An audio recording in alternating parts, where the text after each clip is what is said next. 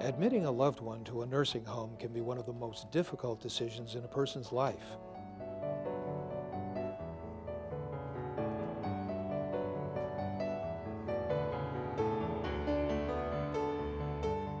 Overcome by guilt, helplessness, and legal and financial worries, family members are often emotionally drained and in need of support.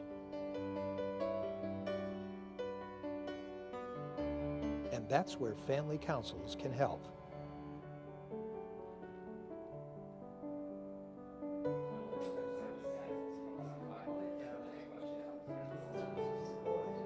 Oh, I agree. That's okay, everyone, why don't we start? First, I'd like to thank you all for coming to our Family Council meeting this evening. Let's begin by introducing ourselves.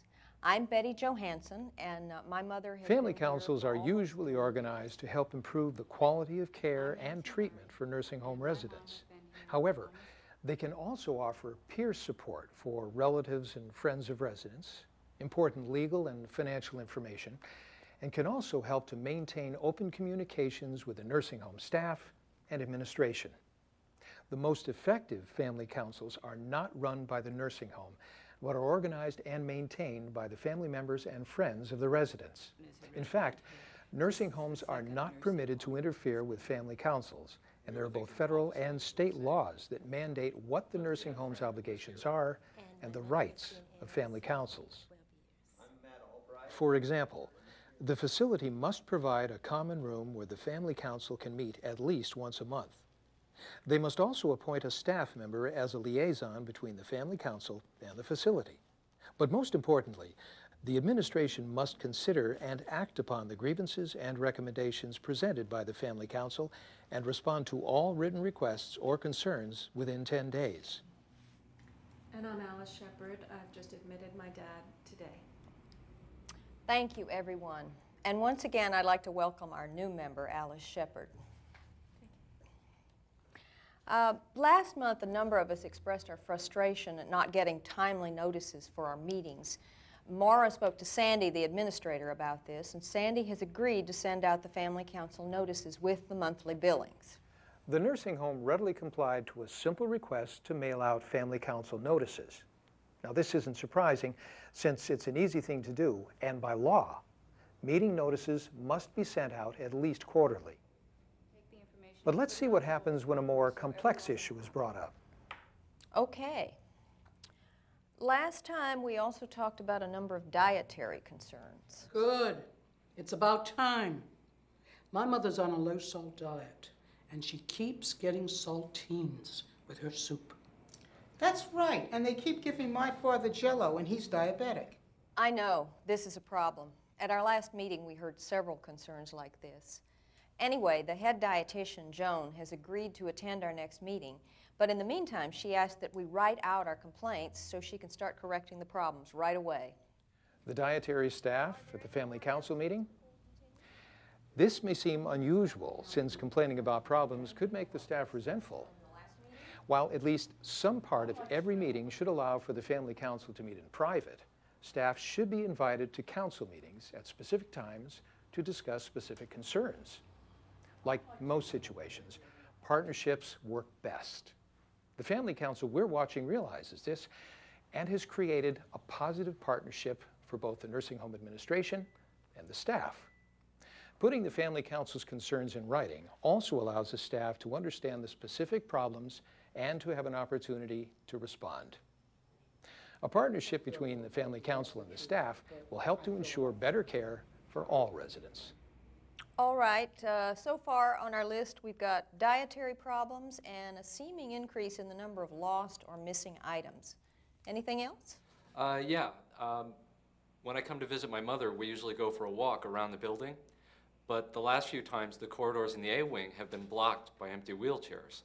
That should be easy to take care of. Let's add it to our list. You know, we could suggest that they move the empty wheelchairs to the activity room. They're off the A-wing. Great idea. You know, they never It's use not that hard for space. family I wonder council if they members could to come also up with a put some of the long extra list of furniture in the concerns, lobby and- but it is unrealistic to expect that all of them will be dealt with in one meeting. While family councils are certainly not responsible for all the solutions, constructive recommendations can result in positive outcomes. At our last meeting, a number of people also complained about staffing problems, and we really didn't have enough time to talk about this. Yes, when I visit my mom at lunch, she's often just sitting there at the table waiting for someone to help her eat. You know, most nights last week, I couldn't get off of work until 9 p.m., and by the time I got here at 9:30, there were only 2 aides on duty to cover the whole floor. Well, I was very upset on Thursday. When I came to see my mother, she was still in bed at 11 in the morning. It makes you wonder what happens when I don't come to visit. Well, it was a holiday weekend and they were short-staffed. And this place is still better than the last place my mom was in. Obviously, staffing is a major concern for a lot of us. Let's put it in our memo to Sandy and make it a priority. The issue of staffing is a serious one, and naturally, the Family Council wants to see it resolved as soon as possible.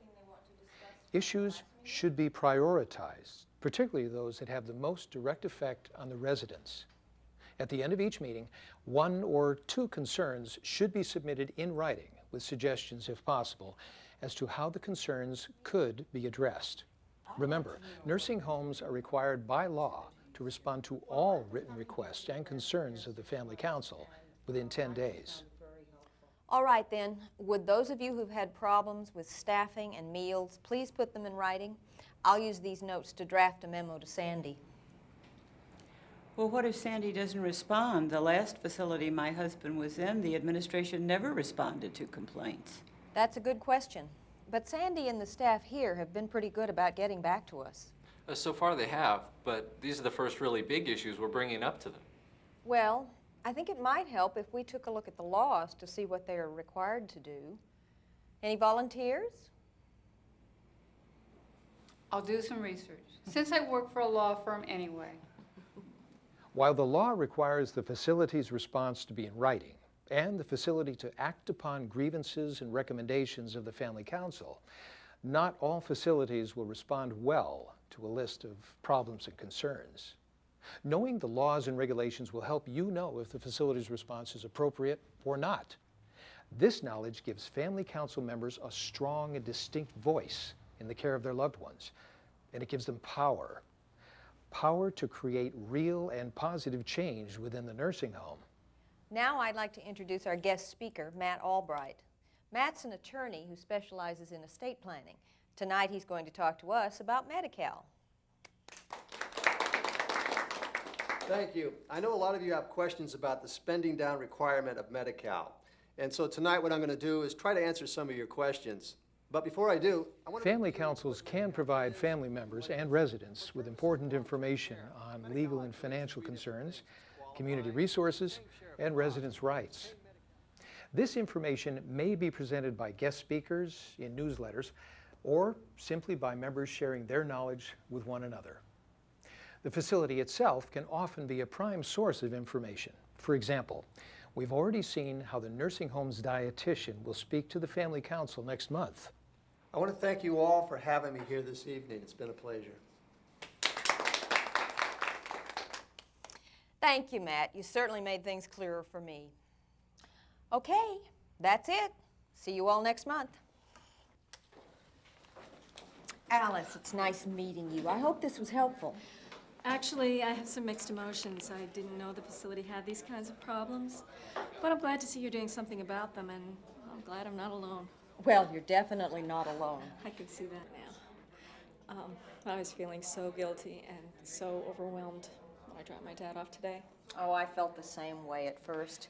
But the Family Council showed me that together we can make a difference. There is one more small concern I have. What's that? Well, I travel a lot on my job, and don't think I'll be able to visit with my dad as often as I'd like. Why don't you introduce me? That way, when you're out of town, I can drop in and say hello when I visit my mom. That's wonderful. And if there's anything I can do to help you, please let me know. Don't worry, I will. Why don't we meet some of the others? Support. We all need it. No one likes to feel alone and helpless. And for people with loved ones in nursing homes, a Family Council is a major source of support. But as we've seen, family councils provide much more than just support. Working together, family councils can and do make positive changes. Changes that make a difference in the lives of the people we love. For more information on family councils and how you can help organize one, please call CANNER, California Advocates for Nursing Home Reform, at 1-800-474-1116.